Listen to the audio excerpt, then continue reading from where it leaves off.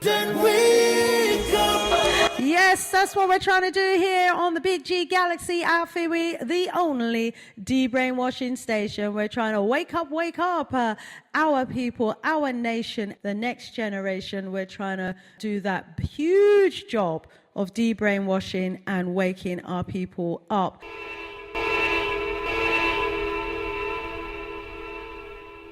There has been so much happening, hasn't there, in the West African region recently. Ooh, where do I start from? Okay. What we've been seeing in the West African region over the last few years is that the people of West Africa, in particular those countries that were colonized by France, is that they're rising up against their former colonizers. They are, giving France their marching orders. BRICS is on the horizon. There are numerous African countries that have applied to join BRICS. There's a new financial economic world order coming into play, new trade embargo agreements and trade systems being worked on. This is a major shift, economic shift in what's been going on for centuries now. We're moving away from the dollar. It's a new world order, is it not? And also what I'm seeing is that if you look at the old Mali Empire, the old Mali Empire spanned modern day countries such as Mali, Burkina Faso, Niger, Mauritania, Guinea-Bissau, Gambia, the Ivory Coast, and the northern part of Ghana. And by about 1350, that empire covered about 478,000 square miles. Well, you would have heard from the names of the countries that I called, today's modern day countries that I called, of the old Mali Empire. You should be able to see what I'm seeing is that there's a new empire that's growing in the West African region. As we know, Mali, Burkina Faso, Niger, and Guinea, did I say Guinea? All standing together. And just those four countries alone are bigger than the former old Mali Empire. Why is that? That's because in this new empire is the whole of Niger, whereas in the former empire, there was just part of Niger. Niger alone, the area that it covers is 489,000 square miles. The old Mali Empire covered about 478,000 square miles, yeah? And so today, Niger is one of the largest countries in Africa, the 22nd biggest country in the world. Yeah, so it is huge, 489,000 square miles. And then added to that, we've got Mali. Yeah, Mali has a total of 478,000 square miles and is the 24th largest, biggest country in the world. Wow, can you see what's happening here? Oh my gosh, just those two countries alone is almost twice the size of the Mali Empire. Added to that, we've got Burkina Faso. Burkina Faso is 105 square miles. That borders Niger and Benin. So, they're joined together geographically as well. And in addition to Burkina Faso, we've got Guinea, which is roughly the size of the United Kingdom, 94,000 square miles. And very importantly, even though Guinea is the smallest of these nations that are standing together to form this new empire, Guinea has a coastal region as well. So you've got the coastline, which, allows strategic importance for trade and security and for, transporting national resources, say, off the from the country via the sea. And also, very importantly, it has the potential for bringing in new energy through Guinea to Mali and Burkina Faso and Niger, because they could put wind turbines out at sea. They can create all sorts of new modern ways of bringing energy into that region. Wow. And as we know, the old Mali Empire was rich beyond measure. I mean, in 2019, the richest person, just to give you an idea, the richest person in the world was Jeff Bezos. And his net worth was calculated to be about 117 billion. Yeah. However, back in the 14th century, when the Mali Empire was thriving, the estimated worth of one man, who was the emperor, was 400 million. Yeah, almost 4 times that of the richest man in the world today. So can you imagine? We can't even begin to calculate what the value of the entire empire was. And here we have Niger, yeah, which is the size of the, almost the size of the entire old Mali Empire, coupled with Burkina Faso, Mali and Guinea. Wow. These are, I don't know if we realize this must be, our ancient ancestors in the spirit realm, reforming the boundaries and bringing back the empire structures, because wow. It's just formidable what's happening and what has happened in that region in the last 3 years. So in 2021, there was Mali that had a coup. Then in 2022, last year, Burkina Faso had a coup. And now in 2023, Niger has just had a coup. Basically, sweeping away the Western colonial stranglehold that they have had over those countries for centuries. And each of these coups has involved like their military officers, and they've all cited the same reasons for seizing power. Basically,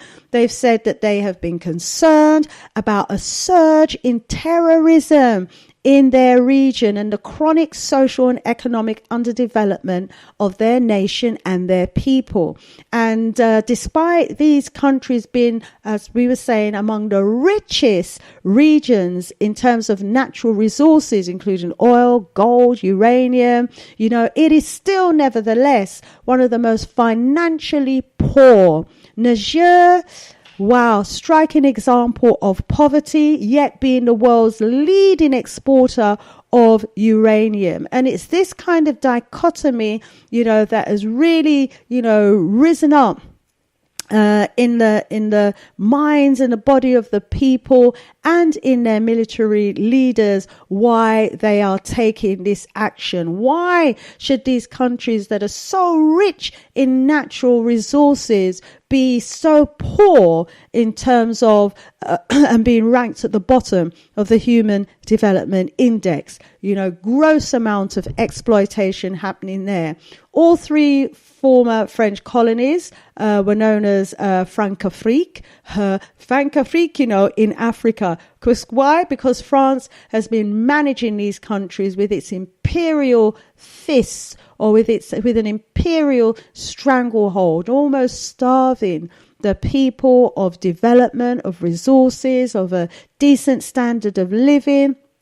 And France, have continued to exercise huge power of influence over these former colonies. And, they have decided that the people have decided, and the military has stood up for the people and have taken control back of their country. And they are determined to remove all forms of subtle neo-colonialism, and starting first as well with their currency, because as we know, France has been imposing its monetary subservient currency on its colonies, and it's forced them to use the franc, the CFA franc. They have been forced to allow France to control their currency. They're the ones that print it. You know, they've had basically economic control, and they have the economic benefits from those countries, whilst most of those African colonies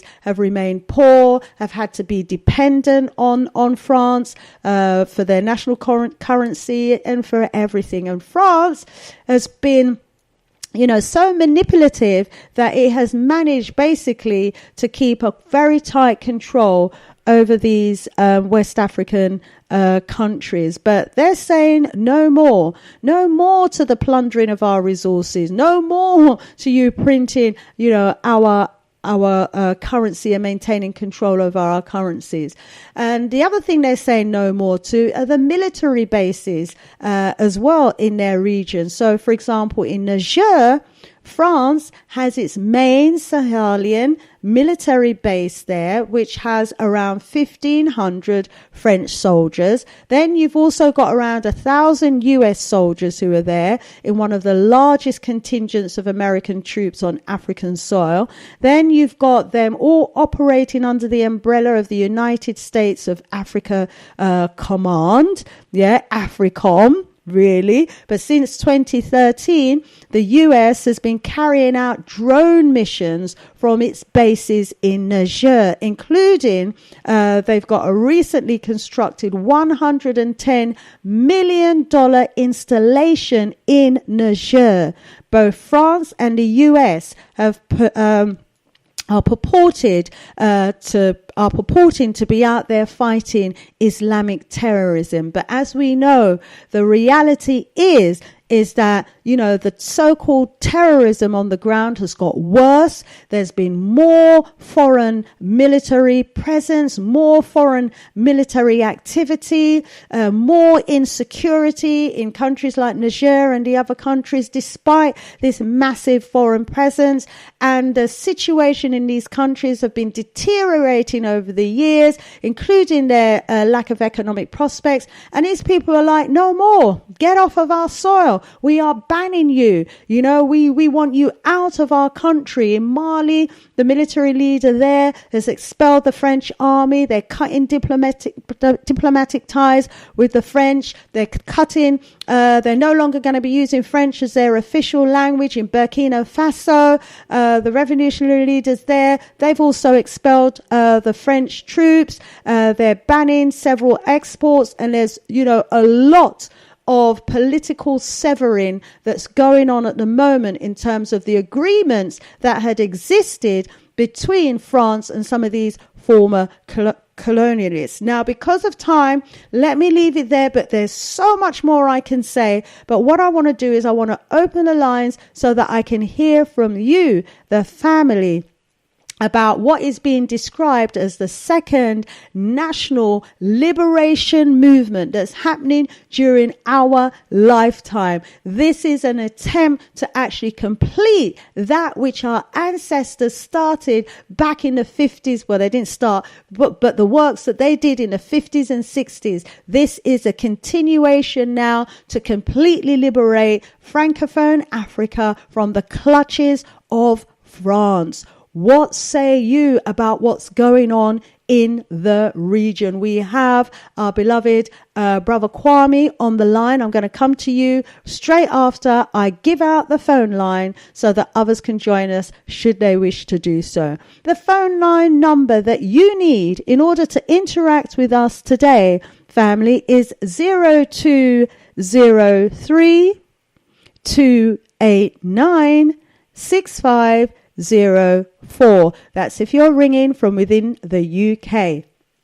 If you want to call us from outside of the UK via Skype, you are welcome to do so. What you would need to do is to go to your contacts in Skype and search for official Galaxy Afiwi, which is one word. Galaxy Afiwi is one word. Official Galaxy Afiwi Radio, and you can interact with us there free of charge from anywhere in the world. Brother Kwame was the first on the line. Then we're going to go over to 444, and then we're going to go over to Brother Nenekuti. Brother Kwame, welcome to this part of the discussion.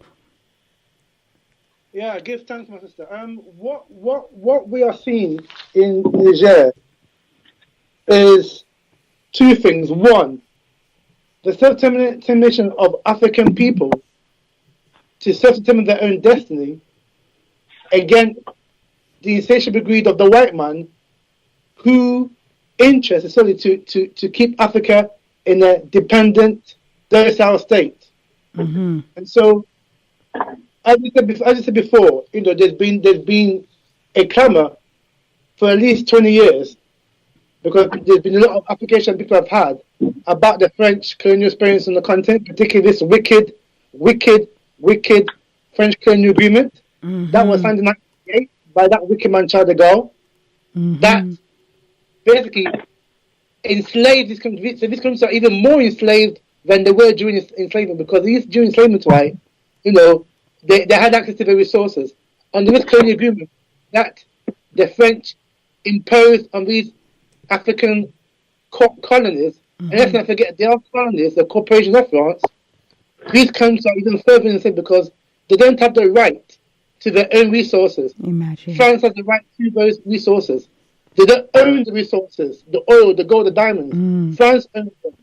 They can't even borrow money, right, to build schools, roads, and railways unless they get the green light from France. That's how bad that wicked arrangement is. And so, given this, there's been uprising for more than 20 years in which the youth of France Afrique, in quote, have rise up against their position and say that no, enough is enough. We can't be slaves in our own country. And this explains why, in another part, you have the migration coming out of Africa, wanting to get to Europe.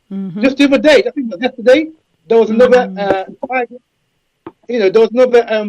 situation where Africans were drowning off Italy, and most of these Africans who are coming to Europe are coming from French-speaking African countries, and that's because of the consequences of this wicked colonial agreement. But basically, apart from Cote d'Ivoire, right, the rest of these francophone countries, so-called, are ripped off, from their wealth and from their resources. So, this is what gave rise to Sankara, Thomas Sankara, when he came to power in '83, yeah, and obviously, he was anti this agreement. This is why they got rid of him.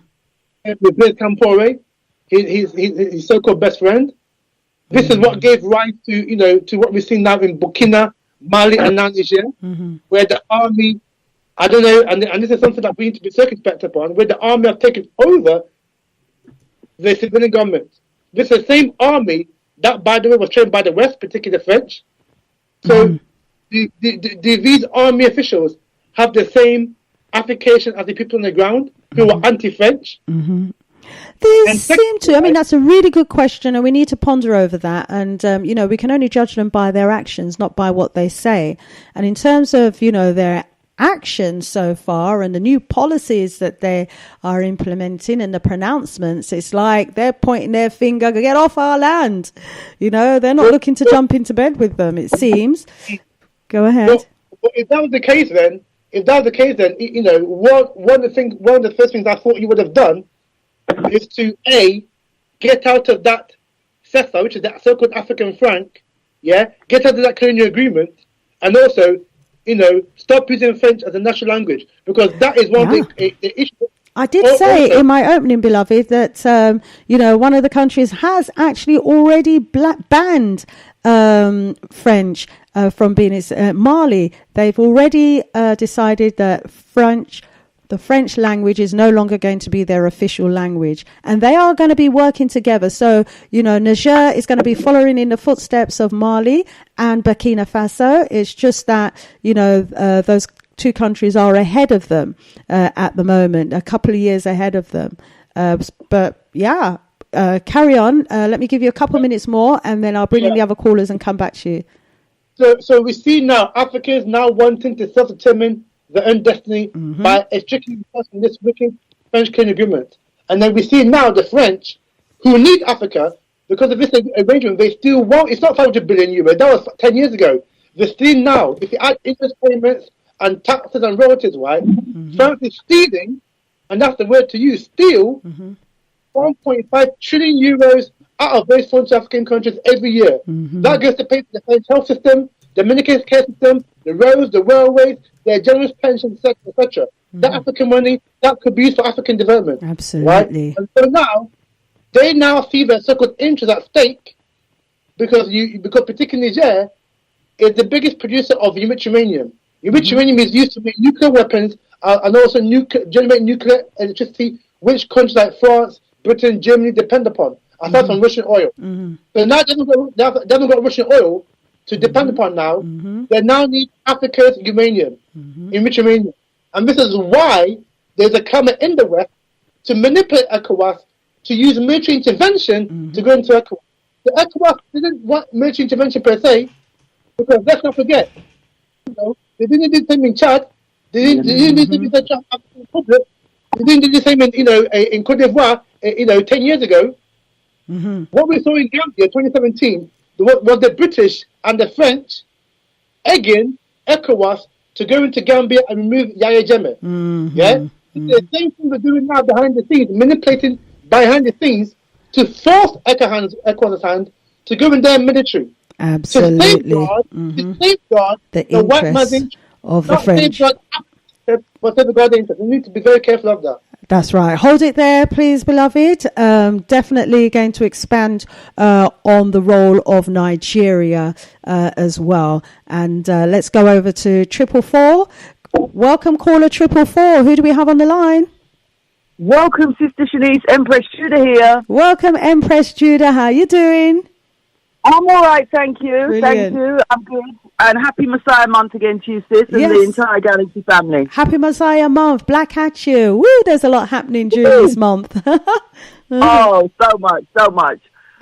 Can I just start, Sister Shanice, by giving a short overview of the community action at the French Embassy on the 10th of Messiah? Oh, you were there. I was there as well for a couple of hours. Yeah. It's right, because I think what happened was, I got there later than I had planned, but I got there about 5.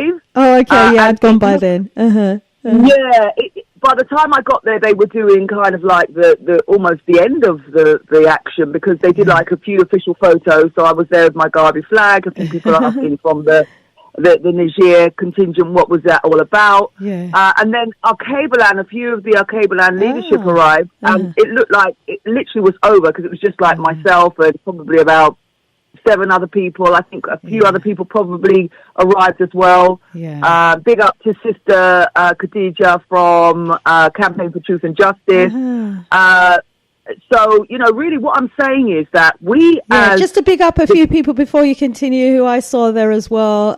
So Mutsi Imwe was there, Brother Cole Grant was there as well. I saw Skippy, who's there from the Gambia, Brother Minka. I saw there as well our regular photographer who we always see at these events. He was there. Who else did I see? Brother Lionel, he was there. Rise up, so there were a few familiar faces there in the earlier part of the day as well.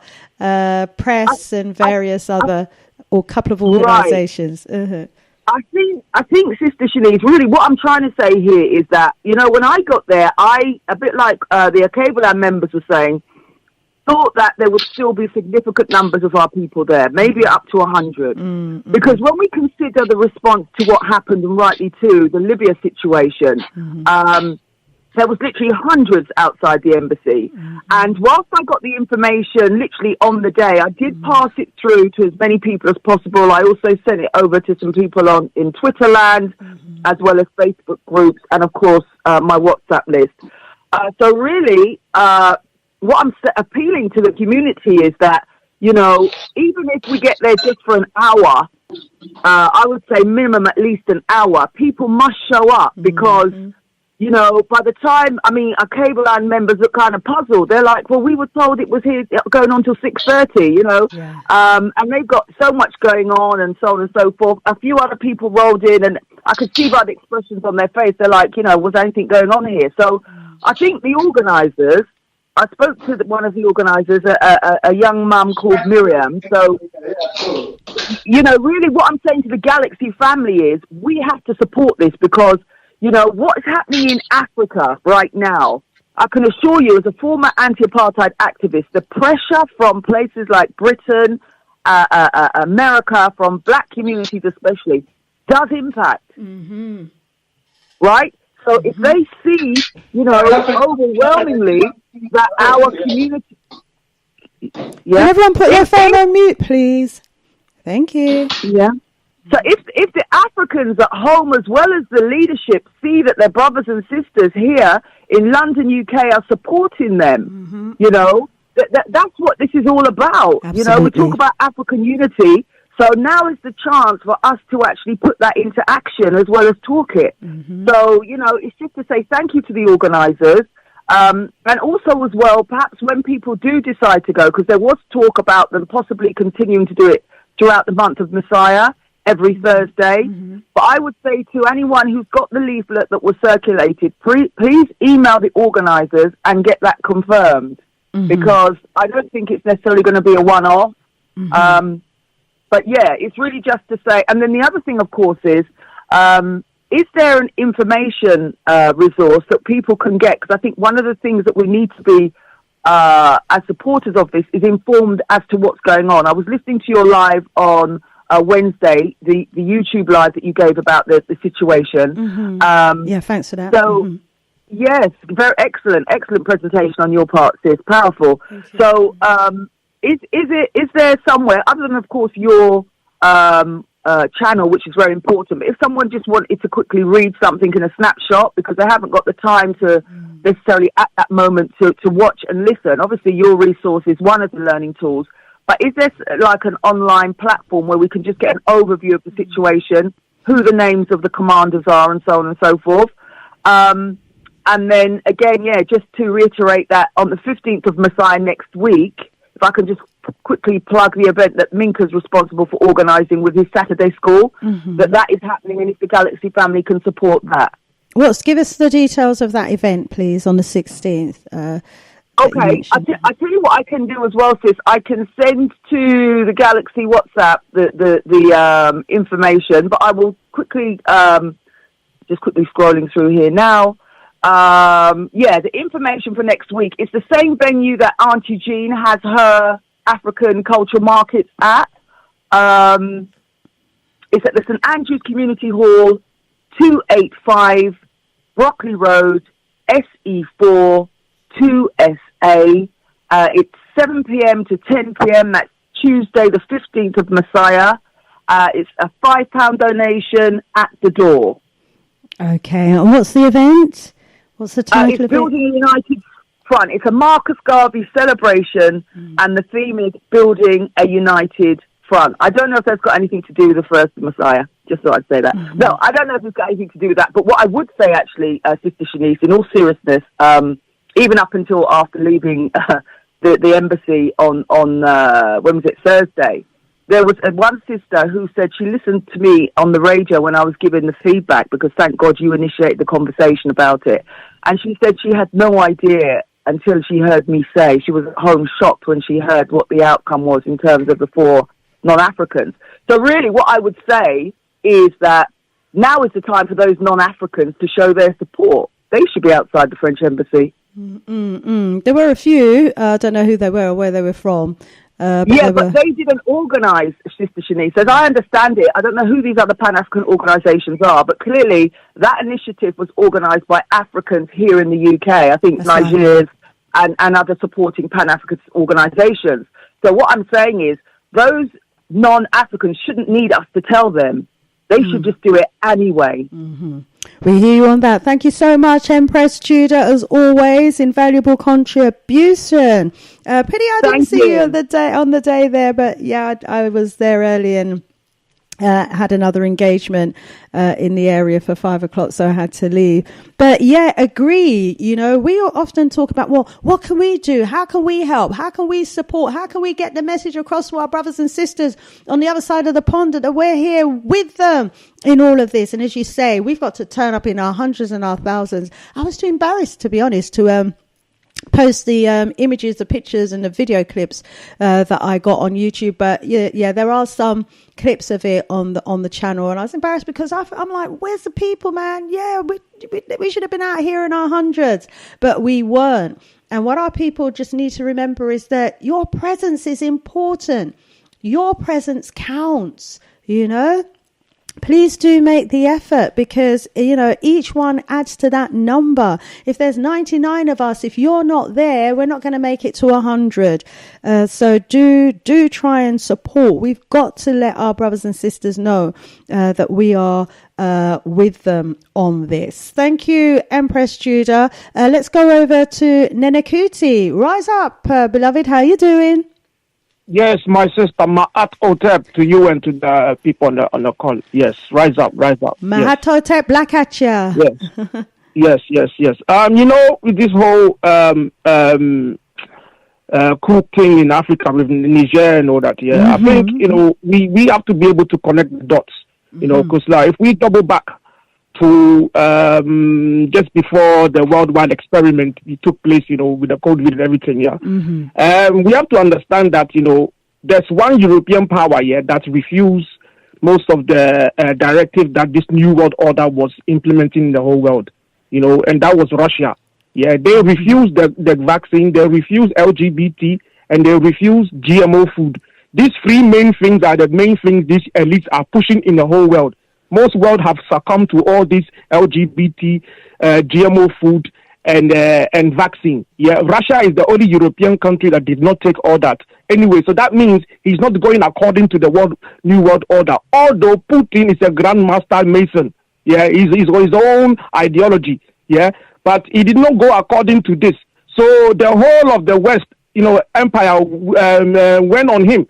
Yeah, trying to destroy him. And, you know, and the feud go back a few years back to the 1900s when the Bolsheviks and the Romanovs, this is a feud that goes all the way back. So if you study European history, you know why the Ukrainians, I mean, so-called Ukrainians, but they're really Jewish people, yeah, who they got their base in France. Yeah, they got their base in France, but they have their other base in Ukraine. They try to go after Putin. Anyway, what you must understand is, Russia supply a lot of natural resources to Europe, you know, like abundant. They pay Russia almost $3 to $5 billion a week. Yeah, a week. They pay Russia. So when European people put sanction on Russia, it didn't affect Russia because they have so much money. This is why Russia is so rich. It's got minerals. It's got money. So it's like they didn't know what to do. They were like, okay, so they went after the pipeline in Nord Stream and they blew it up. The Americans blew it up. So the Europeans were bragging because they knew they've got reserves in Niger, the pipeline in Niger to come to them. You know, so you see, this is a war between the Europeans, Russia, and Europe. So what Putin is doing, is playing chess game. Yeah, so he quickly went to the African nations, who have the pipeline, and told them, listen, these Europeans are bragging, so I want to use you to, you know, for my own benefits. He told them to get rid of this colonial pact and everything, and cut the pipeline. So once they cut the pipeline, Europe is messed up now. You know, so this is why it's so important that they have to keep that pipeline open, because if the Africans cut off the pipeline, European is finished. You know, Europeans, they don't want to negotiate with African people. They don't. They want to enslave them still. So Russia took the opportunity, to go to Africa and tell all those French-speaking countries to cancel all this neo-colonial thing. But it's all a chess game. You have to pay attention to what's going on. So what the elites in West are doing, they are using white people with black faces in Africa, aka ECOWAS, aka Nana Akufo-Addo, aka Tinubu. They are using white people with black faces, to fight, you know, those military juntas, who are supported by Russia. But what they don't understand is both these Europeans are using two African people, you know, to do their bidding. But the point is, if Niger closes the pipeline, Europe is messed up forever because the Nord Stream pipe is gone. It can't be fixed. It's gone. Yeah, Russia don't care because they still have they have their minerals and their money. They will survive. Yeah, if Africa cut off the pipeline, Europe is finished. You know, Europe is finished. So this is why they have to fight tooth and nail. But they're not gonna come in directly to Africa to fight. They will use white people with black faces. Yeah, which is so we as Africans we have to recognize what's being played here. We have to go after these ECOWAS people. They are the problem. Yeah, we can't be messing about anymore. It's in plain sight that we know who the enemy is now. It's the likes of the Kupados, the Tinibus. Those are the white people with black faces. Yeah, I've been saying it. If you want to clear Africa of all the nonsense, you have to go after the leadership. Yeah, so we as in Diasporas, we have to organize, go back and challenge these leaders in the proper legal way. Because they are the ones, bringing the destabilization to Africa. Nobody else. Yeah, they are being used by the West. You know what I mean? So if we get rid of them, then we'll have peace. If we don't do that and we go around in circles, marching, nothing is going to improve. Yeah, we have to get rid of them, then do new constitution. That's it. You know, and although it looks like, Russia is there, Russia is only, supporting Africa so to get one back at the Europeans. You know, he has his own interest, because they have a feud that goes back, way back to the Bostovich and the Romanov era. So if you study European history, you know that Russia and the Jews, they don't get on.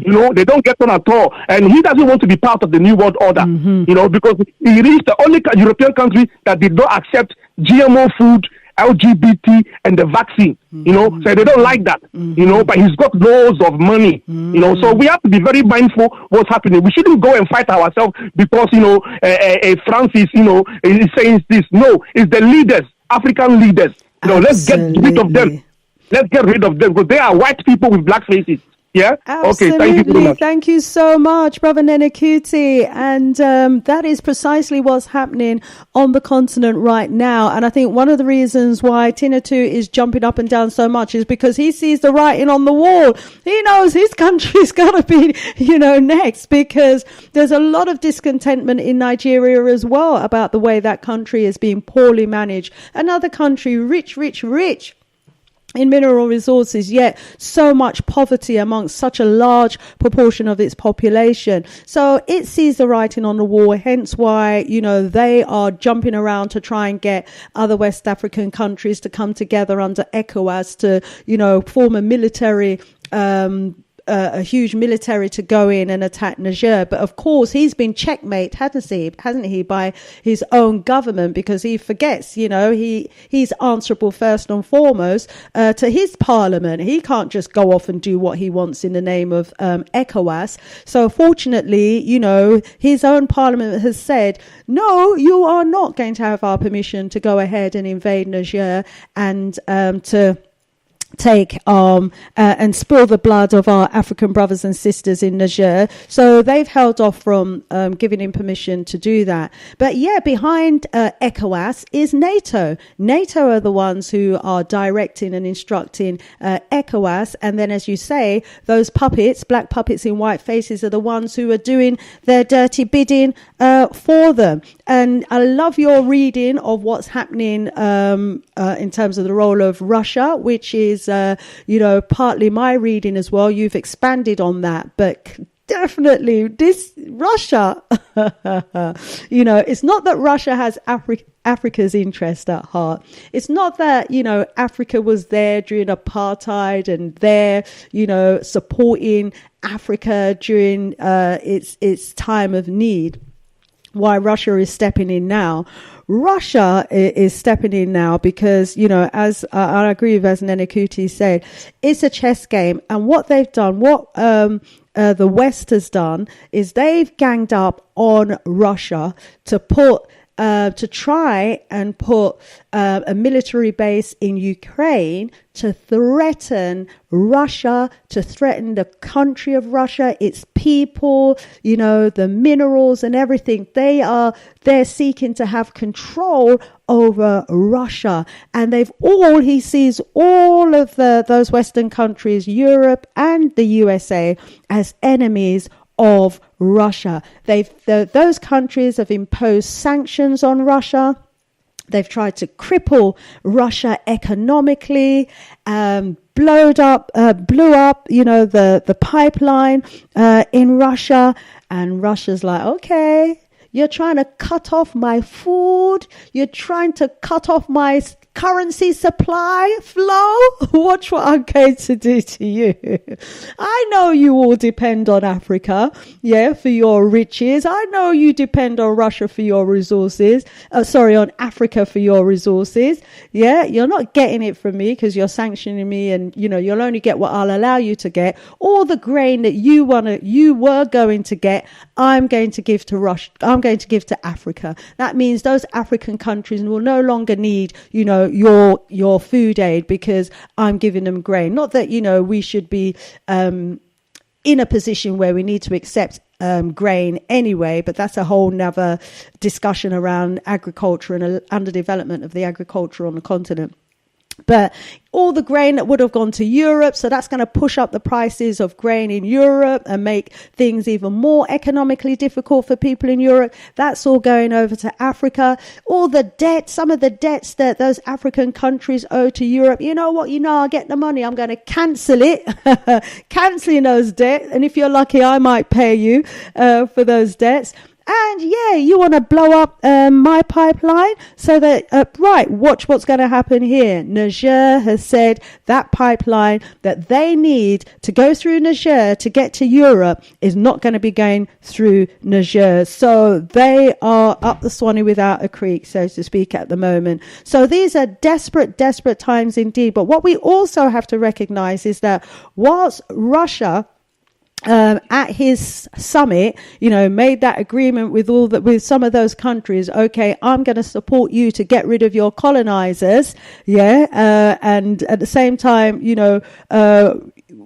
he's coming out as the winner in this Ukraine-Russia war, because that is still the Russia-Ukraine war now taking place on the continent. What we absolutely have to make sure of, in addition to, making our voices heard about the position of ECOWAS, and being totally against what the people want, because the people have come out and shown very clearly to the world what their position is and how they support their leaders.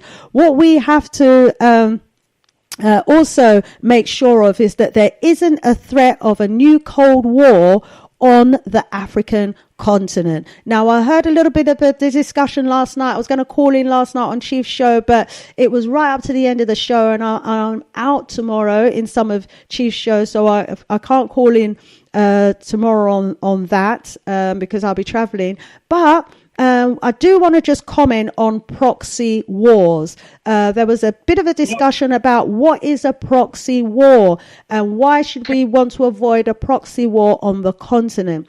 Well, a proxy war, one second please.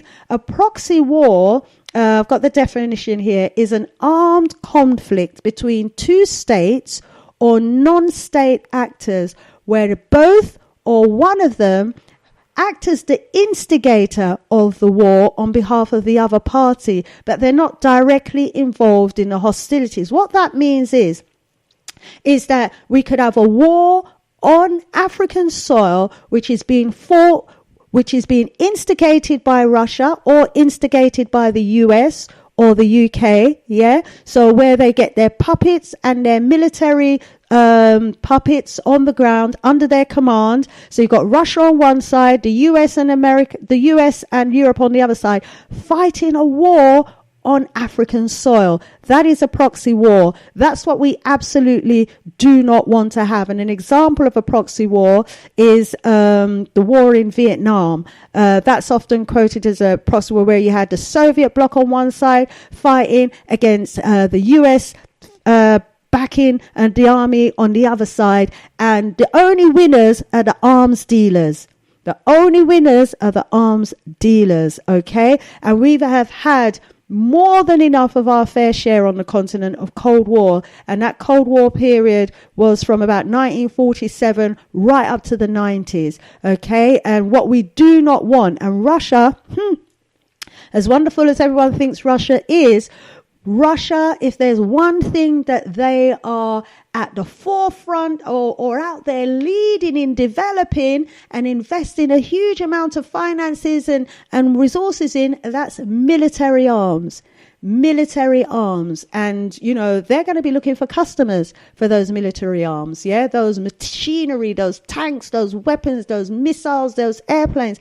You know, that's when they're really going to start making money. And at all of these conferences, these countries are always selling off their redundant weapons to Africa. Their second-hand, useless weapons, they're always selling them to Africa. And so what we absolutely don't want and must say no to and have to avoid at all costs is any wars being fought on African soil where basically Russia is behind one faction, be it, you know, the military revolutionaries, and the US behind the other fraction, their puppets, and have them fighting each other and brother killing brother and causing massive mayhem and destruction on the African soil. That's what we absolutely do not want. Okay, let's go back round the table. Brother Kwame. Brother Kwame, you still there? Okay, Brother Kwame is not there to come in as yet. Yeah, come in then, Brother Kwame. Were you able to hear what was being said by Brother Nenekuti, myself, and Sister Judah? Also, just to say, no, Sister Judah, I don't know where there is an overview, but because I go to various sources to pull my information together, and there's so much happening on a daily basis, it's almost difficult to keep up with. There's information going out by Twitter, by Facebook. There's writers writing about it. Different platforms like Al Jazeera's and some of these what they call themselves. These are non-traditional but very popular media outlets are picking up on the stories. One place to go for everything. If anyone knows, please mention it as well when you speak. Okay, a caller that I've just added, 456, please put your phone on mute. We're going to go over a little bit with this show today. Brother Kwame. Yeah, give thanks. So that's why I was saying about self-determination, because what we're missing, we're talking about Russia, that's not African self-determination, right? Mm-hmm. So the fact that Russia is aligning ourselves with us because of their own tribal war with their own brothers, mm-hmm. that's not good enough. We need total African black emancipation, right? And that's why I said that self-determination. So it's not in our interest as African people to align ourselves necessarily with Russia. What we need to do, and what the leaders should be doing, those uprising leaders in those states, get yourself out of that currency. That currency needs to go now, as of today. Mm-hmm. Right? 2, educate yourself. Now that you're not part of that agreement, you're not technically linked to France now, you can now get yourselves out of that colonial agreement that was signed in 58. Mm-hmm. And 3, form an African, some kind of Casablanca group between Mali, Niger, and Burkina. Mm-hmm. Yeah? To sort of form some kind of body whereby you are now independent, so to speak, and that you are now able to now govern yourselves. If you want to rise with Russia, fine. Mm-hmm. But those are the 3 things that I have to see if this emancipation, liberation effort is serious. Mm-hmm. 1, get rid of that colonial agreement. 2, get rid of the CEFA, the currency. And 3, form a harmonization unit. Then unite with Russia for your own self-emancipation, self-determination, and also your own geopolitical economic interests. Rise up, rise up. Thank you very much for that. Some clear steps forward that need to happen. Let's bring in caller 456. Welcome, caller 456. Who do we have on the line? Caller 456, are you there? Unmute yourself. Yes, this is Zizway. Can you hear me? Yes, rise up, beloved. How you doing? Fine. Long time, huh? Yes, it has been. Are you aware over there in the United States of America of what's been going on in West Africa? Oh, yeah. You know, our organization is based in Africa, and we have we're aware of what's going on the ground quite a bit, as well as worldwide. And I came in late on the discussion, but I think that a lot of times we lack the proper analysis about what's going on. And you have to have a global analysis, understand that Africa is occupied by enemy forces already from the West. If anybody's familiar with AFRICOM, AFRICOM is a program that is dominated by the U.S., in which you have U.S. military bases in 29 places, so-called nation states in Africa. Another issue is this. As Kwame Nkrumah, I think, correctly analyzed, he talked about his 3 zones theory. We got enemy-held zones, we got liberated zones, and we got contested zones. Africa is primarily enemy-held as a result of AFRICOM. So now, if we agree and understand those concepts that he talked about 2,200 military installations around the world, too, when he analyzed the whole globe, that the U.S. dominates the world, and then you get all these military alliances worldwide, Southcom, CENTCOM, AFRICOM, CETO, NATO. We have to have the correct analysis of what's going on. The world is dominated by the Western imperialists. So with that being understood and accepted, if we agree that that analysis is correct, Africa, we've been in war, not just militarily. We've been at war for 400-500 years, as Bob Marley correctly says.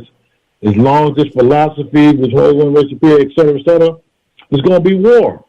So in Africa, we have to build an all-African army, all-African party, and an all-African coordinating process. Kwame Nkrumah called for African High Command in 1962. But those confused and neo-colonial puppets fought against him, and they were not able to carry out that concept because you had the Ghana Guinea Mali Union who was trying to do it. And then when Lumumba signed the secret agreement August 8, 1960, that's why they overthrew him. One of the major reasons why, because if the Congo had joined that Union of African States, we would have had a big, powerful group of states who were built, who were going to form this Union of African States and eventually a United States of Africa and a Union of Socialist Africa. So that all stuff, that was reversed. Started with the coup against Lumumba in 1960-61, and then a series of coups, including the one against Nkrumah in 66, Modibo Keita, they killed Felix Mumi and Yobi, all these people they killed to reverse the gains of the independence movements. So now we're at a state where, understanding that Africa is primarily enemy-held territory, we have to wage an armed struggle to truly liberate Africa. And when we do this, we have to understand that we need help because our territory is enemy-held. And I don't care who we get the help from. It don't matter. If somebody's willing to help us fight this war to truly liberate Africa, if it's Russia and China and whoever else, Iran, get that help. Because we are enemy held at this point and we need all the help we can get. We ain't powerful enough yet. Okay? And we better get busy working on that as soon as possible. Because as you see, if you look at what's going on globally, the Western nations have decided they're going to try to control the whole world through full spectrum dominance. That's why you got to understand how it interplays with Russia and Ukraine and China and Taiwan. As a matter of fact, I don't know if anybody mentioned this, there's a pipeline that was built starting in Nigeria, going through Niger to Morocco, that was going to supplement the oil and gas needs of Europe as a result of them being cut off by they blowing up the doggone pipeline themselves. See, that was going to help them resolve their problem of lack of oil and gas that they won't be getting from Russia now. So it's a whole international and global analysis that we have to have that's clear to understand. Africa is enemy hell for the most part. Only one place, Eritrea, may be considered to be contested. And with that understanding, we got to get busy building this all-African committee for political coordination, army, political party, and then we can start. And even as we are building this, the Federation in West Africa that they talk about building, I'm all for them getting help from Russia and China. That don't mean that we so stupid that we're going to let them take over Africa after we defeat the enemy. I don't think we're that stupid. Our people are smart. And then, if we have a unified Africa, Russia and China don't want to deal with us. And on top of that, it's for the survival of the whole of humanity, because the Western imperialist powers are hell-bent on controlling the world, and their position is like, if we can't have it, can't nobody have it. They will use a nuclear bomb if it comes down to it. If they can't have it, they will start a nuclear war. So we better cut them off as soon as possible and face the fact that we are at war and we got to get busy. Thank you very much. Thank you, beloved. Very appreciative of your analysis on this situation as well, especially regarding Russia's role as well, because, you know, hotly contended position as to whether or not, you know, Russia should be our allies in this, whether we need them or not. And your position is Africa needs help, and it doesn't matter where it comes from, as long as we get the help. Doesn't mean that we're going to be stupid enough at the end of getting that help to just allow them to the new colonizers for going forward. And there's a lot of work that needs to be done. And you missed the first part of the conversation, and I was actually highlighting the fact that you know, what seems to be growing here as well is a new empire. I refer to the Mali Empire. I don't know if you remember the old Mali Empire. It spanned Mali, Niger, Burkina Faso, Senegal, Mauritania, Guinea, the Ivory Coast. Well, this new empire with just those 4 countries that have joined together at the moment is more than twice the size of the old Mali Empire. And very strategically, they've got Guinea as well, which gives the empire access to the sea. And, you know, this is a huge potential for that region. I mean, we've also got, obviously, on our soil at the moment, all of those AFRICOM bases, you know, which I would imagine those soldiers are planning on taking over, because they've already given French military their marching orders. It's just a matter of time, I would imagine, before the US and the British forces are also given their marching orders as well. Lots of agreements that need to be revoked. Absolutely. New political structure needs to be put in place as well, independent of the African Union and ECOWAS, who, because we know those bodies are just controlled by the enemy forces on the ground. So there needs to be a job, some administrative work around that. I would imagine, though, that the military leaders and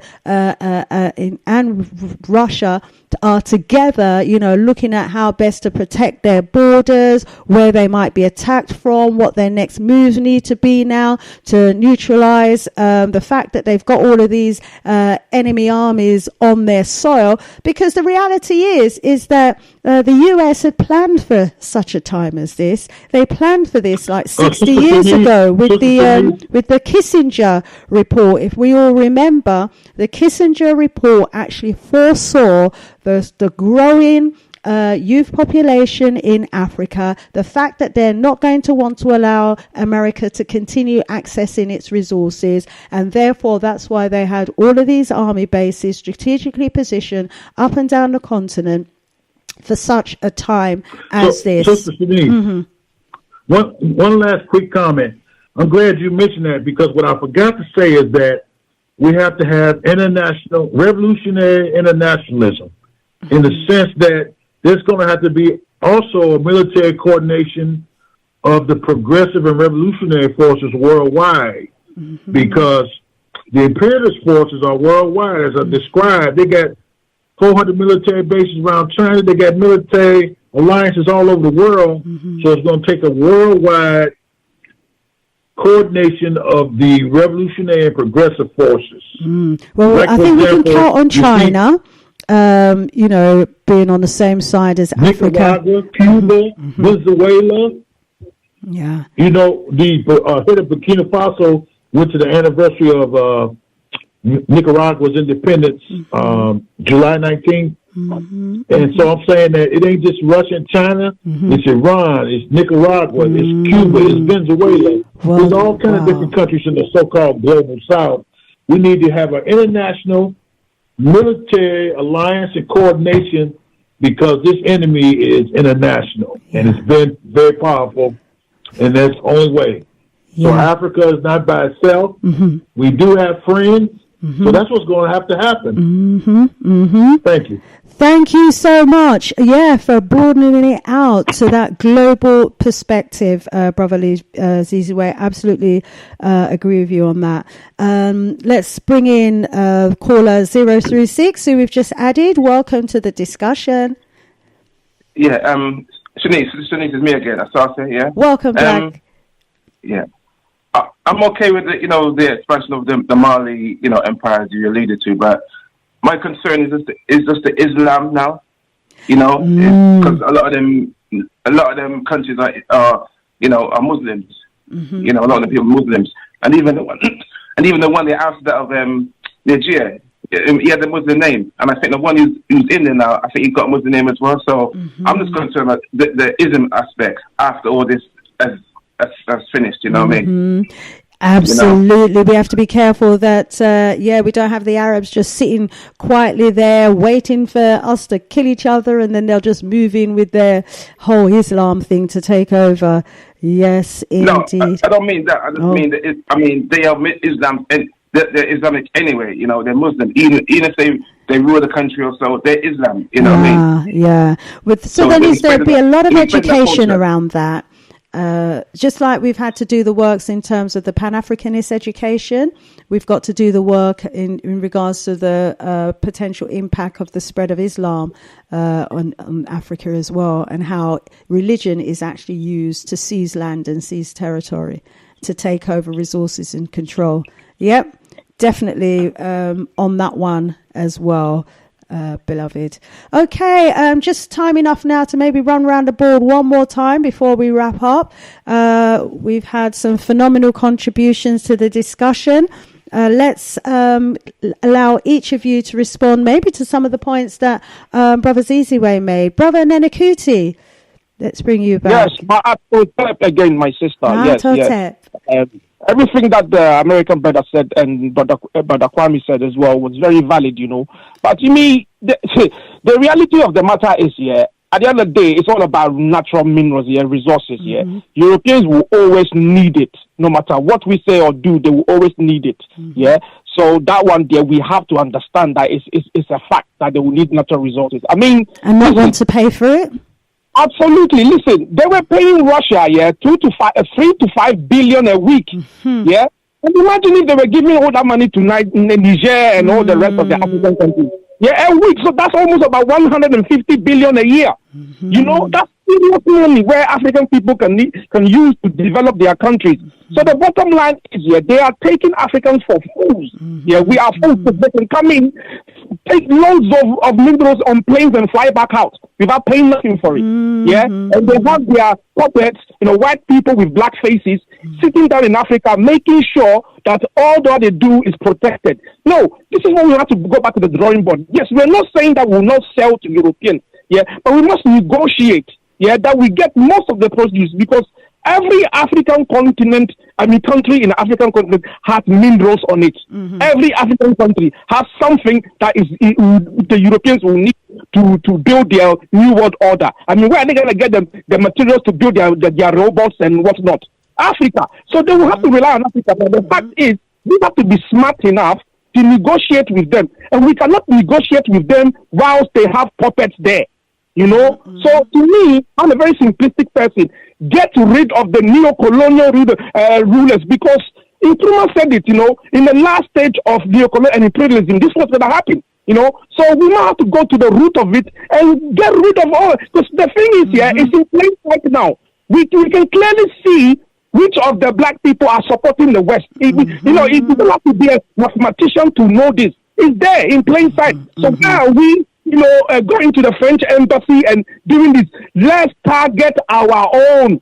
They are the problem. You know, so let's go to the Ghanaian embassy, the Nigerian embassy, and tell them that the leadership is not doing well. You know, I think the people in their country is most definitely going to be dealing with them because, exactly. I think the mindset of the people on the ground, especially the young people, is very different from that of the old leaders from the old days. This is a new day. Yeah. You know, because we have too much bourgeoisie in Africa. You know, they're not using their brains to think properly. Yeah, we are not saying we don't want to do business and deals with Europeans, you know. But we don't, because they will need the resources. We have it in abundance. Yeah, talking about fair trade. Colonial constitutions and do one that will help to develop our countries. You know what I'm saying to you? Yes. So, it's, the Europeans, they just view us as we are dumb. Honestly, that's how I see it. They think we're so stupid that we can't do anything for ourselves. That we almost need them. You know, and the reason why this is going on is because you have these neo-colonial stooges. I don't know why we are not organized enough to challenge these people. Me, I don't see them as intelligent people at all. They're not very smart people. So why can't we, the intellectuals overseas, go to these countries and politically do it illegally, obviously? Because I don't see that we have to fight anybody. Africans, we're regal. We don't need to have a bloodless, fight. We don't need to fight among ourselves. There's no need to do that. But as you said, we've got these stooges who are prepared to act on the command of their paymasters and wage war against their own brothers. Remember, Nigeria had amassed an army of 20,000 Africans to go to Niger to invade Niger. And they were stopped by their own parliament from actually going ahead with that. But there were... Yes, that's true. But, to me, what is the purpose for Africans to have an army? Who are you going to fight? I mean, exactly. The thing is, we're going to fight the Europeans to come in there. Europeans won't physically come to Africa and fight us. They will use some of our own. Hence why they have the military bases all over Africa. But we have to be very smart in this. It's a textbook. We can't be using our emotions to do, calling on coup d'etat or whatever you call it and start slicing people's heads. No, those days are gone. The world is wiser now. You can see, everywhere people can see what's going on. So we have to be smart, and very intelligent, because everyone is looking at us right now. Like, what are we going to do? So we have to sit on the table with the French, tell them, listen, all your old colonial park is gone now. Now we know we need this year. We get 80%, we get 20%. It doesn't matter. You can still use it to provide electricity for your people. But we need to, make our country great and create millionaires as well in Niger, whatever in Africa. Because China, they are very different. When they come to Africa, they need the resources too, But what they will say to you is, we'll build you a bridge, but we need your gold. We'll build you hospital, but we need, sometimes they'll give us money. So they do it differently. I mean, French is not even doing that. If French was even doing that, I will get it. But they just come in straight. You shut up. We're taking it. Don't do nothing to it. Now they can't say that no more. And this is why, for that to stop, we have to concentrate on ECOWAS. The leaders of ECOWAS are the problem. We have to get rid of them, like legally, use means and ways to get rid of them, because they are no good for Africa. Once we do that, the European arm is out. We hear you on that. And some of those Western countries that's recently had the coup have already said and are already threatening to withdraw from ECOWAS. And then the next step would be for them to form their own Western African alliance. This is, the Casablanca versus the Monrovia all over again, isn't it? This is history rewriting itself. No, we have to be very smart. This time we've got to make sure, that the right group wins, and that is the Pan-Africanist group, the ones with the Pan-African vision. Rise up, Brother Nenikuti. Thank you. last point. The brother said that the religion. Yes, the religion is very important, but I think we have to take a step at a time. Yeah. Once we get rid of all this new colonial thing, then we can deal with the actual religious aspect. That is the very difficult subject to have right now in Africa. Is. So we didn't go there yet. Yeah. Let's just get rid of what's in front of us. France want to rule, and we have to get rid of them. Yes. So that is the issue for now. Absolutely. Yeah? And it's not exchanging one colonial master for another either. Absolutely not. Thank you so much, Brother Nenekuti, for your input there. Let's go over to Sister. Let's go over to 444. Beloved Sister Empress Judah. That's why I couldn't. I needed to say Empress, not Judah. That's why I couldn't. The name didn't come. Empress Judah. Thank you. And just thanks to the American brother who came in with a very important contribution in terms of the liberated zones, the contested zones, and I can't remember what you said the third zone was in respect of the ideology of. So if you could text that in, brother, I'm sure everyone else will want to know that as well.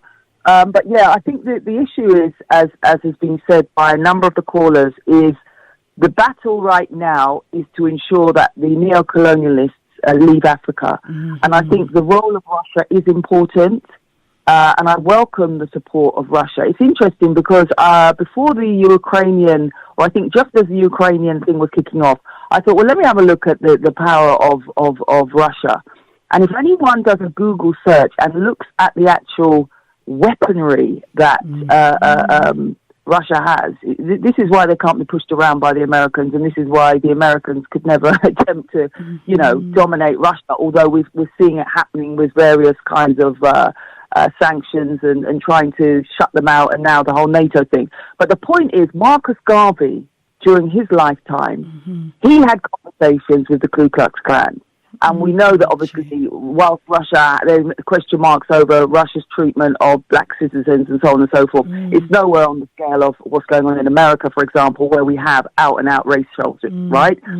Do have a history, as does Putin himself. There's a famous picture of him actually being in Africa during the years when they were warring against apartheid South Africa and all the rest of it. And he went in there to actually, support and help train some of the cadre over there. So I feel a lot happier knowing that Russia are giving the kind of intelligence support. He's on record of saying, look, Africa needs to stand on its own 2 feet. Russia's not interested in being your, neo-colonial master, right? It would like to see, an Africa as Marcus Garvey envisioned. And I think this is where, as you rightly said, Sister Shanice, the role of us here in the Diaspora is to actually encourage our brothers and sisters to say, look, the white man isn't your God. We're living on their shores. We were born on their shores, and we're still suffering, right? And just quickly, the question on Islam.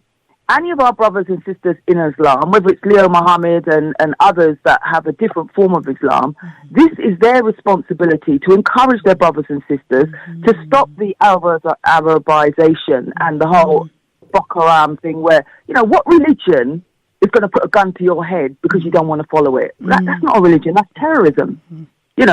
The Rastafari people are the most powerful people, I say in my humble opinion, because they didn't put a gun to anybody's head. But their faith has gone global, And just quickly, in respect to Bob Marley, he actually was inspired by the speech of His Majesty, because I know that the brother mentioned about Bob Marley saying, about his record, War, which, yes, it's a major piece in terms of the Rastafari education, but at the root of that is His Imperial Majesty. So really, all I'm saying is, one Africa, African solutions to African problems. Absolutely. And, it's right for us here to have a look at those minstrels, the black faces for white imperialism. We have to identify them. We have to be able to ensure that our people know the difference. I'll land on this. I asked the question, where could we have a central information point? Perhaps that's something that the Black United Front meeting can look at. Here in the UK, we should have, like Dr. Hakim has got, one central point where people can go to resource information on any given subject in terms of, current affairs and the most pressing of urgent, African crisis at the moment. And clearly this is one of them. So big up yourself, Sister Shanice, and I give thanks for the great work you're doing around raising the awareness and sharing the knowledge and keeping the conversation going. So respect to you, my sister. Rise up. That was a brilliant contribution for you there, from you, my sis. Okay, we're wrapping up now. I've taken the liberty of going over because I know there isn't anybody usually after me. That was Sister Jasunray calling in, so I better just message her and find out what that call was about. Just want to make sure someone isn't trying to get onto the show right now. In the meantime, let me go over to our brother. Oh, Brother Kwame's gone. Okay, let's go over to our brother Ziziwe for some concluding remarks. Brother Ziziwe. Thank you very much for letting me do this, Sister Shanice. And I agree with what our sister said, that you are a very important contributor to our people's understanding and clarity about what's going on. The bottom line is that this is a global struggle of good versus evil, of the anti-people versus the people, and it's on many fronts. The sister who made the comment, the Empress, she's correct, and that you are a very important person in terms of adding to the clarity of our people, not only in England, but worldwide, whoever your program reaches to. And it's all about information and analysis. And that's what, like Marcus Garvey said, once you free, I always say this quote, once you free the minds of men, you eventually free the bodies of men. Mm-hmm. So our organization is trying to build a propaganda army, an information army, so that our people are on the same page and have the correct analysis. Mm-hmm. But this is a global struggle that has been going on for quite a while, at least 400-500 years, mm-hmm. so that now we're at the point where in West Africa it's very evident that we have to have continental unity. One thing I did mention was that France, as people probably already know, controls the money in 14 different countries, thus the economy. Mm-hmm. Africa is controlled by the Western powers economically, militarily, and otherwise, and dominated culturally. I lived in Africa for a while. People want to be like folks in America too much, mm-hmm. or in Europe, or when our people are dying trying to cut across the Mediterranean and Atlantic, dying in large numbers, trying to leave Africa, right? So what we have to do is we have to restore the African personality by creating this new revolutionary African personality, mm-hmm. and at the same time, we're creating the organization capacity to fight to truly liberate Africa from the Western enemy who's trying to dominate the whole world. Mm-hmm. Mm-hmm. And they got all these military alliances to prove it. Mm-hmm. And if we think that we're just going to be able to fight Africa just through economic power and by cultural wearing outfits and being cultural, I'm telling you, it's going to have to be an armed struggle, unfortunately. Mm-hmm. Like Haile Selassie said, that Bob Marley interpreted into a song that the sister correctly pointed out. Mm-hmm. Until that day, Africa will know no peace. There's going to be war. Mm-hmm. And we have to accept that fact. Malcolm talked about it. Garvey talked about it. Haile Selassie. And that's the bottom line. Until we get ourselves organized and get these folks out of Africa, mm-hmm. we're going to be in this plight. And we also have to eliminate them worldwide. Wow. And that's why it's so important. Mm-hmm. Karen, sorry. Huh? I was going to say we need our scientists on the case. We need our scientists.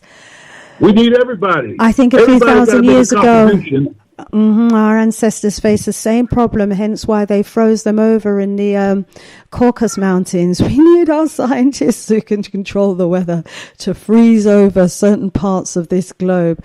And our people better make sure they're on the right side of the fence when that time comes. My gosh. You're exactly right. Because look at what global warming is doing. Mm-hmm. And guess who the largest emitter of fossil fuel CO2 is? Mm-hmm. It's the U.S. military. Mm-hmm. Destroying the planet, mm-hmm. destroying the ecology, mm-hmm. everything. And if we don't stop these megalomaniacs, it's going to take the masses of the people in the world, even folks inside of Europe and America, who are rebelling against their own governments themselves. We have to make alliances with them. Also, look at what's going on in France. He's about to get overthrown in France, too. Macron, he's in trouble, as well as the rest of Europe. For the stupid, what it is we have to have that class analysis. I understand that these elites, they make a partnership with these elites in Africa, and the ones in Africa play a junior role, as Nkrumah talked about. These are the comprador classes who play a junior role to the big-time capitalist imperialists in Europe and America. And, of course, Europe is dominated by America because America controls NATO and tells all the European countries what to do. If America say jump, they say how high. That's why they all were stupid enough to go along with the Nord Stream pipelines being blown up. And they're so stupid they go along with these sanctions, and it's hurting them. It ain't hurting Russia. It ain't hurting China. So, these are some of the things that we have to have an analysis of, and we have to build one Africa, one army for Africa, a political party, etc. And please, let's get organized. That's the key issue. Absolutely. Join some kind of organization. And you all, somebody mentioned, the sister mentioned the Black United Front in England that you all are doing. We got people in England. I'm going to tell them to get in touch with you all about that. And we got to build a worldwide African United Front outside of Africa. And then the parties in Africa have to merge together and become one big, gigantic party. Thank you so much for letting me talk. And I really appreciate you, and I appreciate all the people in this discussion in the battle of our ideas trying to come together. Thank you, sister. Thank you so much, Brother Ziziwe, for taking the time to contribute towards this really important discussion. There's just so much more that needs to be said, but because of time, I'm just going to take my last caller on this topic, and I believe it's our sister Jason Ray. Are you on the line? Blessed love, give thanks, Sister Shanice. Rise up, sis. Thank Welcome. you so much. It's been a fabulous show. I've been listening. I listened to the first part, and this segment, absolutely awesome in the knowledge and the information that you're bringing. Just in case anyone don't know, I do next week, so we do alternative weeks. Rise up, co-pilot. Rise up. Thank you so much. You're more than welcome. Excellent show. One of the contributions I want to make, I don't want to add to anything that's been said. It's been absolutely awesome, and everybody's right in terms of their views and their perspectives and their research and what they've been bringing forward. One of the things that I would like to say, and for me, I'm saying this because it's a word of observation and caution. We recognize, as just like the first of Mosiah, there are times when we will construct some form of allyship with, how you would say, the oppressor or his cousin, or it looked like him anyway. And they will want to be holding the institution accountable because of some of the inequalities that they've experienced. And we know that we need to make our lives. Some person mentioned Malcolm X having conversations with the Ku Klux Klan. It's unavoidable, because if you want to come to some kind of conciliation, some resolving of something, you have to have conversations with your enemy. You have to.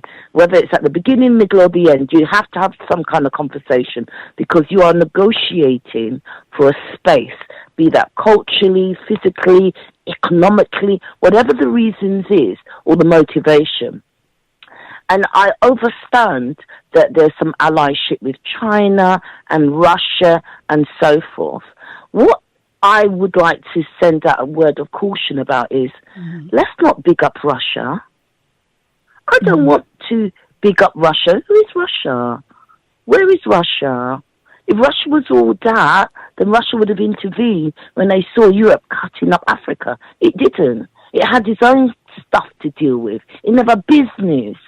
Yeah, okay, I know that we can work with China, and, we've got is it not Barbados, St. Lucia? I can't remember, one of the Caribbean islands, who's gone independent and work with China, and that China will negotiate, as a brother mentioned, China will give you something in exchange. Mm-hmm. Trust me, people, you need to do your homework. China, they're strategic. If you look at Kingston and the roads, I'm not going to go into an example. What I'm saying is, just because we are working with China and we see some allyship with them, let's not start talking about how great China or Russia is. They ain't all that. The human rights, it ain't all that. Mm-hmm. They might be appearing to want to support us, but as somebody already mentioned, they're not really for us. It's because political, and thank you for the definition of explaining pseudo war. Mm-hmm. I thought it was really key, and to me, when I hear our people sitting there, oh yeah, Russia is this and Russia is so great and Russia is this and this, please. Just because we are getting in bed with them, doesn't mean I have to start liking how they smell.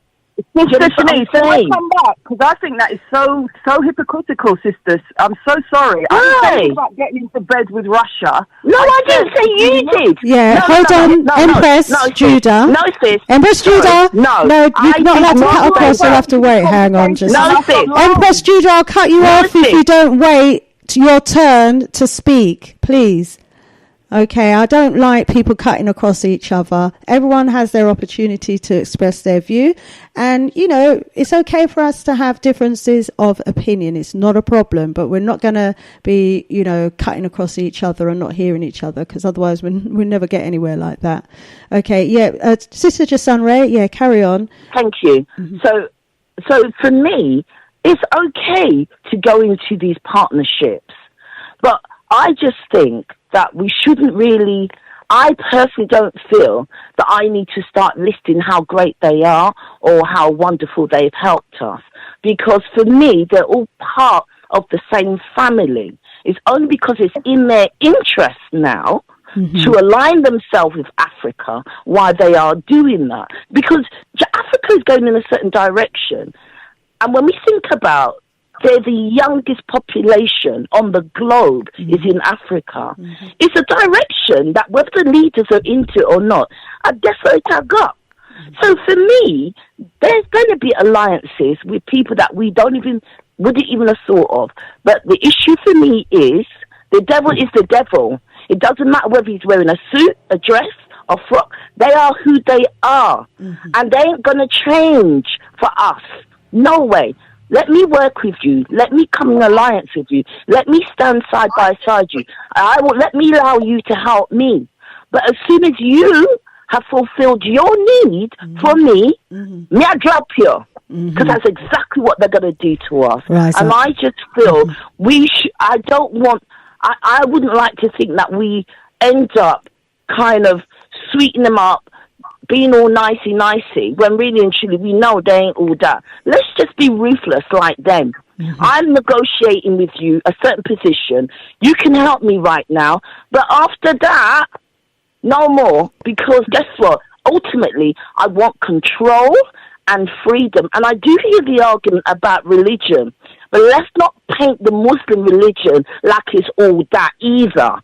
Because if we think about before Wazungu came, before the Christians came to Africa, what was the Muslim doing? The only thing that I would say sets them above the white man in terms of the white religion, Christianity, they didn't teach us that we were 3/5 of a human.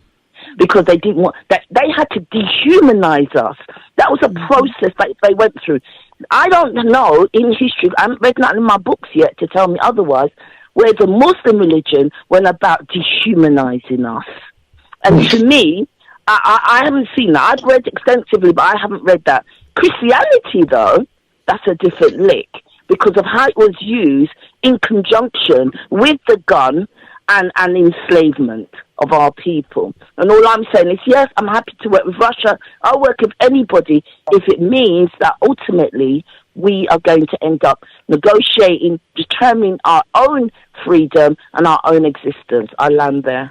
Rise up, sis. Thank you very much for your observations and for your words of caution. And I'm sure we'd all agree that, with any new alliances, we have to learn from history, go in with our eyes wide open and not half shut. With regards to Russia, with regards to China, it was just this strong, actually, last strong now, that I can't remember if I was reading or I was watching a documentary. I think I was reading something where it was talking about the fact that in a particular African country, which one was it? Out of the 21 uranium mines, China actually owned 19 of them. And they were actually causing so much environmental damage in the area. The people were unable to grow any agricultural produces. They were unable to use the water because the water was contaminated with acid. They used to give people bottled water, but now they no longer give them any bottled water. The people were saying, we think they've just decided to leave us to die. So, when we take back power and control, which is what I think this movement has to be about, all these negotiations, all these agreements will need to be renegotiated. And these countries that at the moment are ignoring their responsibility to the environment and to the communities in which they operate, that has got to be a thing of the past. So a lot of change has got to happen on the continent. These old fuddy-duddy leaders who we've had for too long heading up these countries have allowed anything to go. And, absolutely agree. Going forward, we have to make sure that, we don't go forward with rose-tinted glasses, but we go in with our eyes wide open. And any foreigners that we do business with, there has to be the sorts of agreements and responsibilities that you would expect them to negotiate with anyone in a Western country. Time for change. Let's bring in Brother Geb. I was trying to finish at 1:30, but definitely finishing at the top of the hour. Thanks for your contribution, Sister Jason Ray. Brother Geb. Isn't that what I said? What did I say? Told me about. No, I'm just saying Brother Geb is a man that uses the word devils. And when I did my research, I now understand why he says devils. And that's why I use the term devil. So I give thanks to Brother Geb for the education. Thank you. Okay, let's bring in Brother Geb. Rise up, Brother Geb. How you doing? Hotep, sis. And it was wonderful to meet you and your king about too strong ago now. Yeah, the reparations march. Yeah, it was wonderful meeting you as well, beloved. Wow. So let me just echo what Sister was just saying. I think when we're talking about power and control, that's what it needs to be, power and control. And we are immediately making a mistake the second that we begin to talk about allies. There is no such thing as an ally. That is their language. That is what they told us. This is what they came with their arguments around treaties and partnerships. There is no such thing as an ally to Africa other than Africans. And if we continue to have that mindset, there will never be power and control. What do we call them, beloved? These people who want to supposedly work with us to assist us in our liberation struggle. So we shouldn't see them as allies. How should we view them? We should view them as what they are, the devil. And I say this, and I'll say is there a good devil and a bad devil? No, sis, I'm being serious. Yeah, I hear you. We are serious. That was the big ball that you just threw at us just there, beloved. White man, woman, and child cannot be trusted. There is not one that can be trusted. However, I do agree that as we move, we must be transactional. And that has nothing to do with having allies. If we need X and we can get X, we can't get X from ourselves, then we must be transactional. But that's not having allies, and it certainly has nothing or anything to do with love. We can only be dependent on self. And when I say self, I mean self collectively. Now, honestly, what I'm talking about now, when you talk about bring back the scientists, I'm talking about science. Their entire existence has exhibited one or the same pattern of behavior. That's science. We will always, today and tomorrow, predict what their behavior is. So we don't need allies. And, you know, and I always want to make it clear, those of us that are amongst the mixed race of Africans and white people are Africans. That is my position. But your parents are not. And so, you know, I just wanted to contribute that because I heard two of the participants, the brother and someone else, talk about allies, and that is the beginning of our demise. And I'll land there, sister. Thank you so much, beloved. More observations, more words of caution there.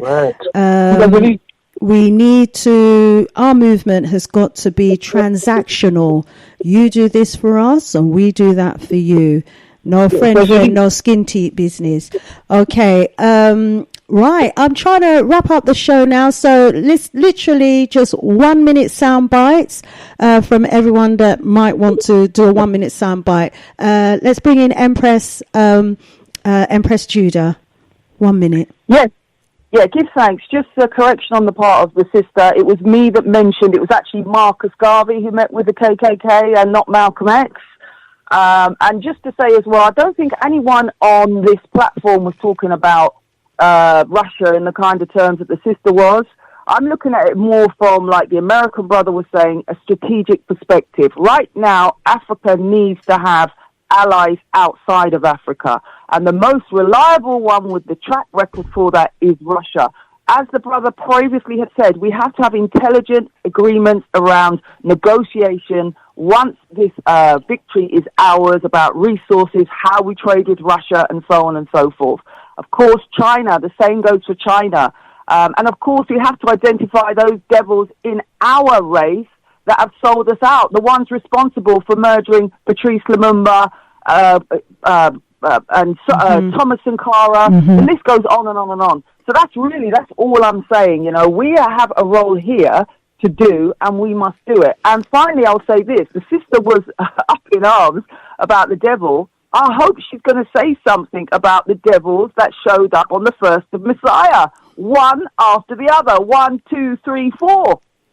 Okay, let's leave that there for now, because that opens up a whole another discussion that we haven't got time for right now. We can't be hypocritical about this. If you're going to run the Russians and say this, that, and the other, what about those who allowed 4 non-Africans on our stage?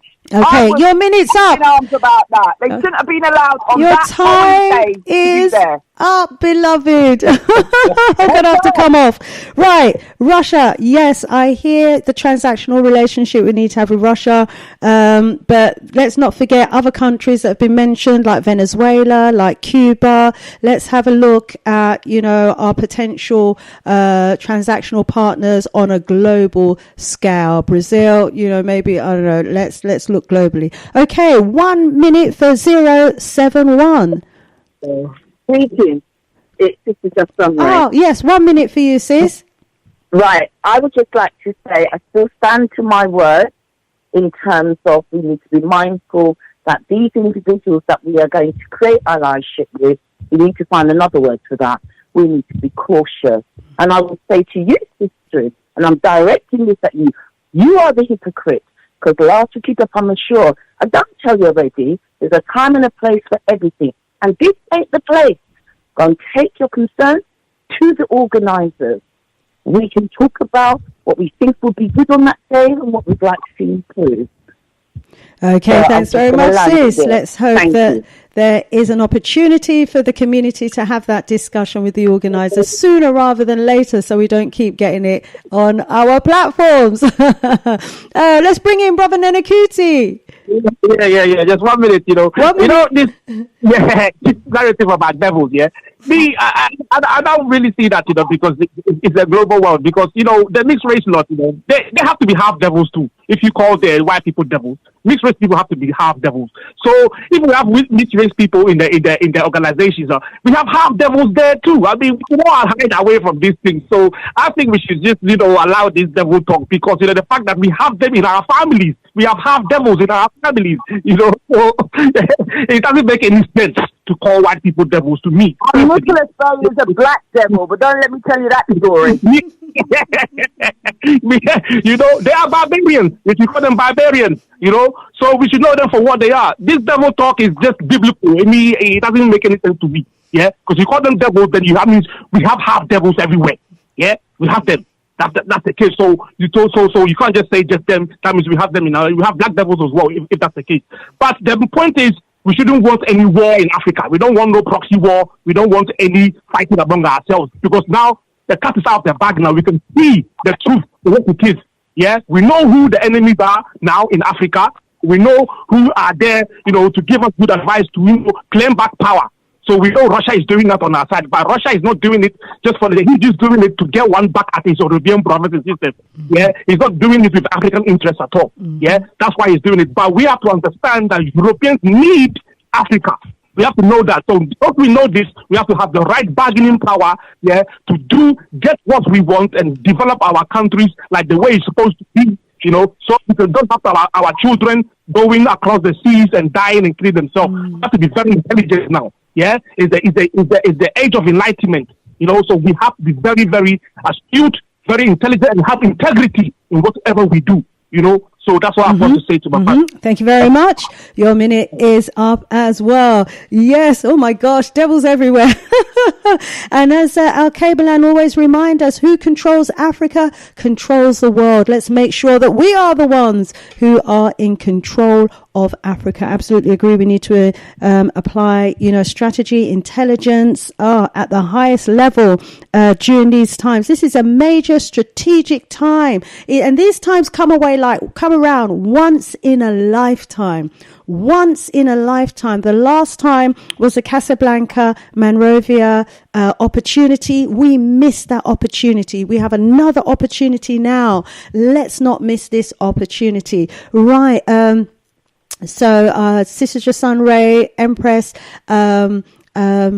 Judah and Brother Nenakuti, they've all had their 1 minute. Let me give 1 minute to Brother Kwame, 1 minute to Brother Geb, and then I think I'm done. Brother Kwame, 1 minute.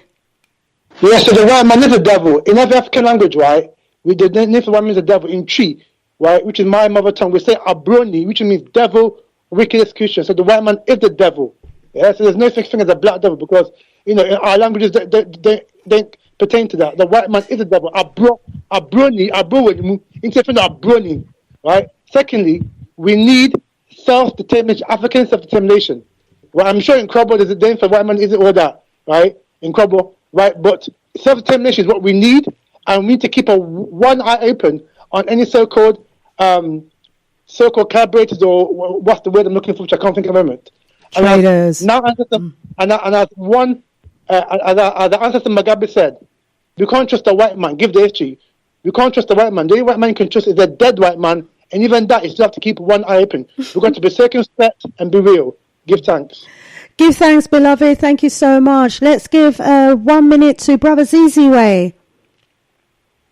Thank you very much. On this question of the devil, Kwame Ture used to tell us all the time that it's a struggle between God and the devil inside each and every one of us. If you do not engage in a constant struggle of the positive over the negative, the devil will get up in you. So when we talk about the white people being the devil, there be Europeans who sacrifice their lives for us, like John Brown in the U.S., who got his whole family killed trying to abolish slavery. And I'm sure there's Europeans in other places around the world who've done the same. And like somebody said, we got Africans who work with the enemy. So I don't think that classification of Europeans, all Europeans are the devil. It's good and bad in everybody, positive and negative in everything. But this is all about a question of power. And that's the bottom line. And the only way African people can have true power, which we don't have any power at this point because we don't control our own land and we are not properly organized. That's why we don't have power. That's why other people can come in and control Africa, such as the Western powers. And this thing about allies versus transactional, when you have an ally, you engage in transactions. So, it's a question of power. We have to get organized. We have to build one unified Africa so that we can negotiate and transaction from a position of power, as Malcolm X correctly said. If you're not unified, then you negotiate and deal with people from a position of weakness. And we live in a global community, and Africa ain't the only place that had great civilization. We have to recognize that other nationalities, other people had it. But there's one thing is for sure. In my opinion, there's only one race. There's the human race. Okay, we hear you on that. Got to leave it there. All of it started in your Africa. Minute is up. Thank you so much, Brother Zizi Way. Enough love. Brother Geb, I'm giving you the final 1 minute. Hotep sis, I'm glad that everybody's had said what they had to say. I think if we go back and look at science, we know through science that we are a different species than these white people. We know this. Mm-hmm. We also know that words have a psychological effect. So there's a clear difference between ally and transaction. If we begin to tell ourselves, our children and family, that this person is an ally, what we're really saying is that is our friend. Mm-hmm. And that is not true. So we want to make it clear. And when we look at our DNA and our genealogy, this is to my brother who said that we're all devils, or that we have devils. We Africans are not devils. Some of us have been treasonous. Mm-hmm. Some of us have been treasonous. But by their very nature, makeup, and presentation, they are compelled, meaning these devils, to behave the way they behave. There is nothing they can do to circumvent their behavior.